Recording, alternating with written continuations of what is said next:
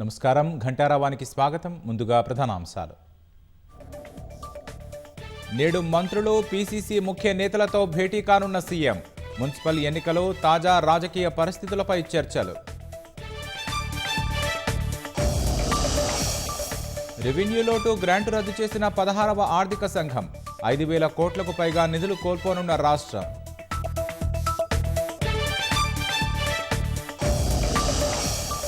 ప్రభాకర్ రావు నియామకంపై కేసీఆర్కు సిట్ ప్రశ్నలు. పోలీసు శాఖ ప్రతిపాదన మేరకే జరిగిందన్న మాజీ సీఎం.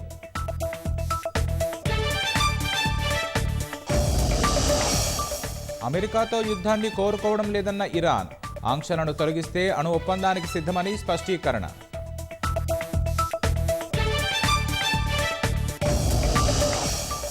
టీ20 ప్రపంచ కప్లో భారత్ మ్యాచ్లో ఆడబోమన్న పాక్.